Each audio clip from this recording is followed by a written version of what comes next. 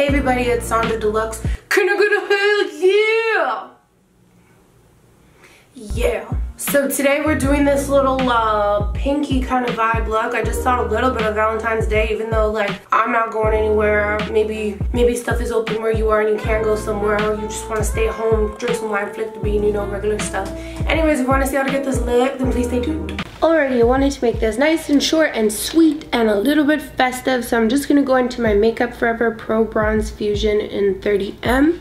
Just to kind of absorb any oils in the lid and just to start the bronzing process, as well as act as my transition shade. I'm going to be using the Morphe 35S Sweet Oasis palette today, and I'm going into the shade Hibiscus Blossoms, and I'm just kind of layering to put in my shape. Whenever I do matte pastel colors, I feel like they have a hard time showing up, especially I'm not wearing a primer right now. I'm trying to use as little products as I can because I have a little bit of winter eczema on my eyelids with a lot of texture, so I find layering really helps to smooth the look of my skin, and this is a great way to put in your shape. So I'm using a flat paddle brush like this to pack on the color, and it has a little bit of fluffiness so I can wiggle out and diffuse the edges. It's also going to look blended because we already did that work with the transition color. Next I'm going to go into Love Struck, which is an almost white pink, and I'm going to again take that same brush and fluff it in the inner parts of my eyelid to kind of open it up. Again, I have to do this in layers. Usually the first layer, if you have textured eyelids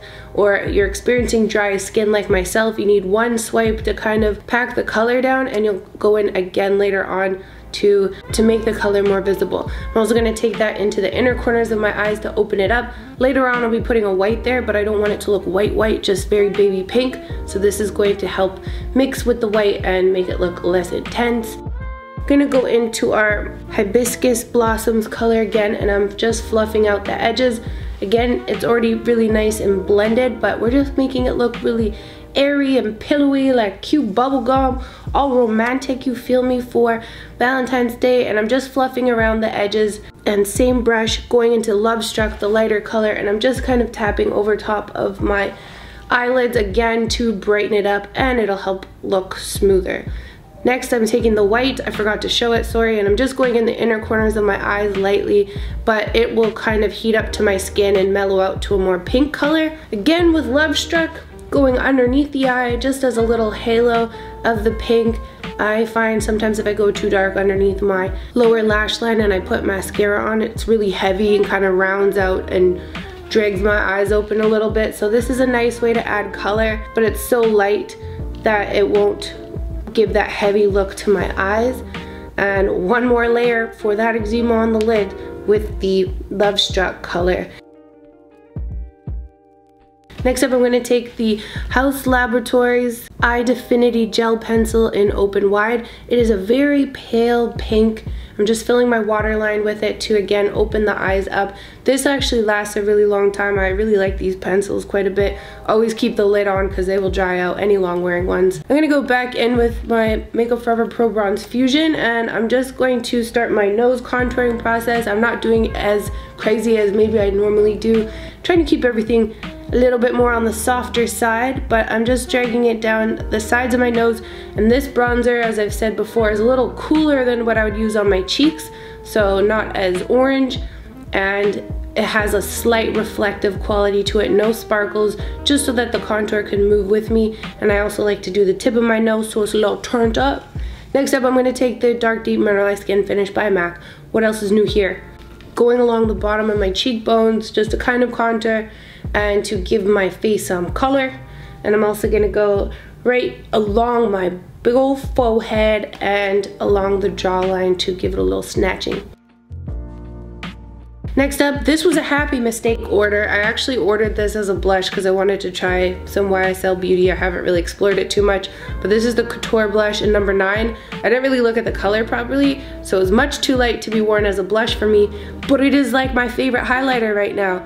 So I'm using it on the very tops of my cheekbones to add a little bit of rosiness, which I thought would go nice with this pink eye look, a little above the brow. I also swiped it across my nose. For those people who like to do the blush on your nose thing, a really light shimmer blush could be a really great substitute, which I realized during this. You could still get the rosiness, but you're not taking away your highlight from your nose.